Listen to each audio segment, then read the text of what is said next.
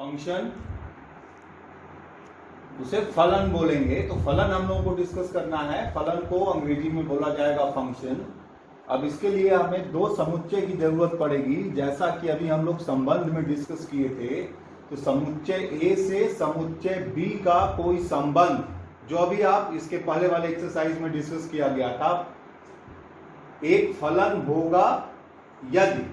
अब इसमें देखिए, किसी संबंध को फलन बनाने के लिए क्या शर्त है। पहली शर्त, समुच्चय ए का प्रत्येक अवयव। तो समुच्चय ए का प्रत्येक अवयव पार्टिसिपेट करेगा।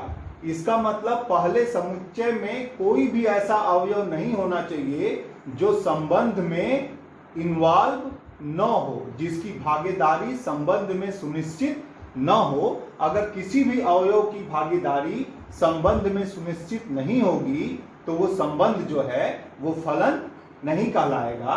तो उसी के लिए ये स्टेटमेंट है, ए का प्रत्येक अवयव समुच्चय बी के। अब किससे इसको रिलेट होना है? एक और केवल एक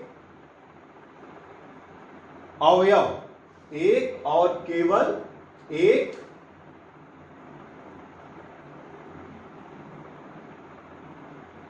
एक और केवल एक अवयव से संबंध बनाएगा।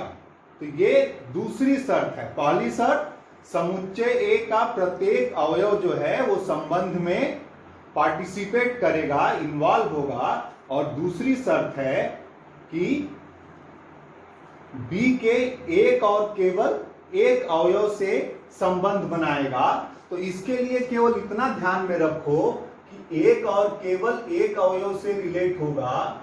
इसमें आप ये डायग्राम केवल याद रखिए कि ये नहीं होना चाहिए कि x1 जो है वो y1 से भी संबंध बनाएगा और y2 से भी संबंध बनाएगा। बस इसको ध्यान में रखो। अगर किसी संबंध में ऐसा होता है कि पहला अवयव दूसरे समुच्चय के दो अवयव से रिलेट हो जाएगा तो संबंध जो है वो फलन नहीं कहलाएगा। और दूसरी शर्त है कि इसका जो वैल्यू आएगा वो दूसरे समुच्चय से बाहर नहीं जा सकता। बी,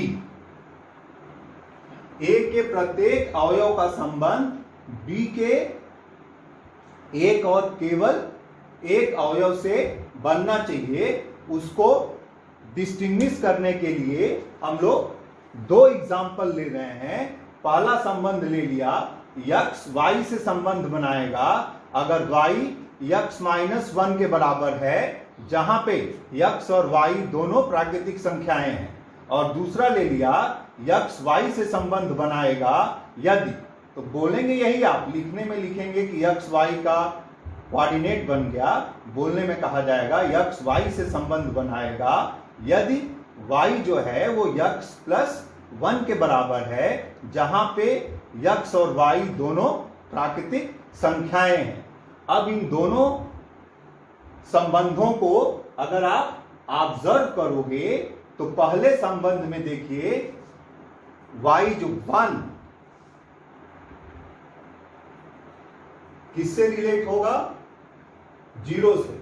फिर 2 1 से रिलेट होगा, 3 2 से रिलेट होगा।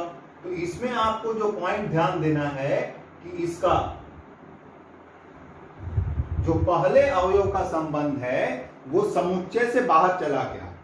0 जो है वो प्राकृतिक संख्याओं के समुच्चय में नहीं आता, तो ये प्रत्येक अवयव को रिलेट नहीं कर पाएगा, क्योंकि पहला ही अवयव इसका जो है वो युग्म नहीं बना पाएगा।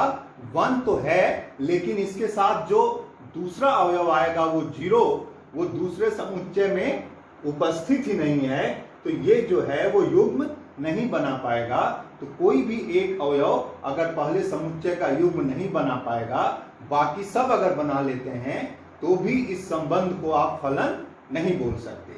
अब इसी को चेंज करके दूसरा एग्जाम्पल ले लीजिए। x y से संबंध बनाएगा यदि y x प्लस 1 के बराबर है और x y फिर से वही शर्त रखे हैं, प्राकृतिक संख्याएं हैं, तो अब प्राकृतिक संख्याओं में आप अगर 1 लोगे तो 1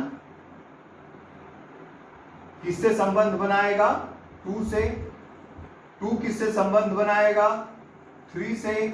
3 किससे संबंध बनाएगा? 4 से। 4 किससे संबंध बनाएगा? 5 से।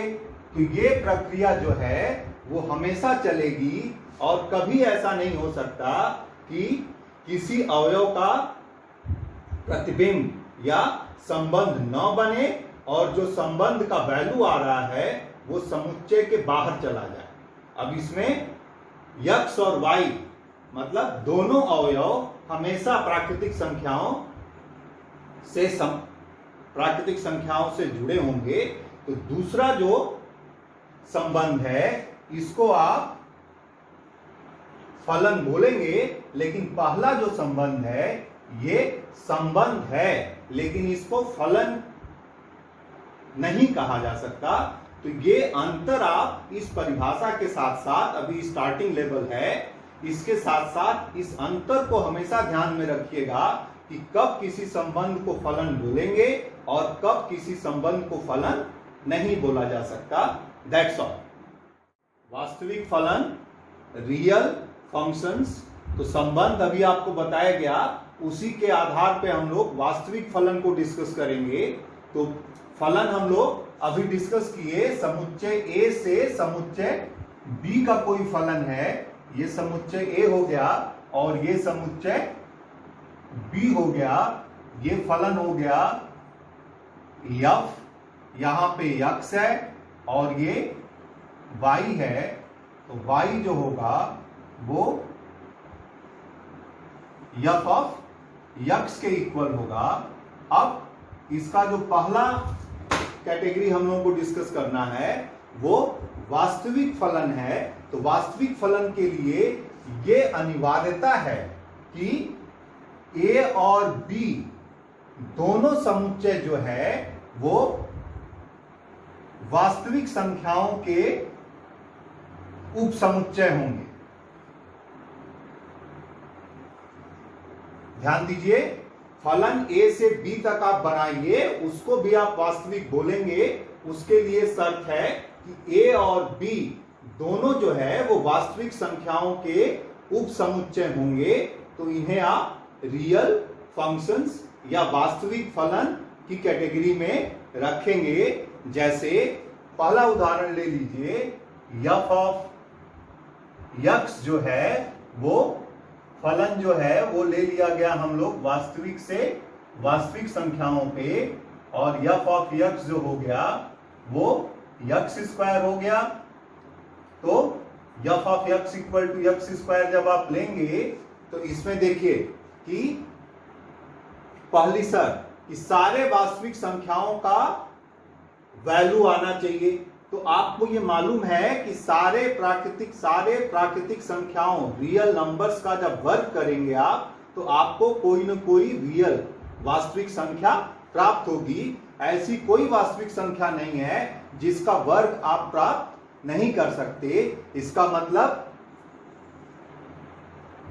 सारे वास्तविक संख्याओं का युग्म बनेगा, और किसके साथ बनेगा? एक और केवल एक ही से बनेगा, क्योंकि आपके पास ऐसी कोई वास्तविक संख्या नहीं है जिसमें एक वास्तविक संख्या का दो वर्ग हो जाए। अगर होगा तो आप बताइएगा कि जिसमें आपके पास एक वास्तविक संख्या का दो वर्ग अगर मिल जाएगा तो आप बोलेंगे कि ये फलन जो है वो, ये संबंध जो है वो फलन नहीं है। तो इसी पे आपको हमेशा ध्यान रखना है कि आप कब फलन को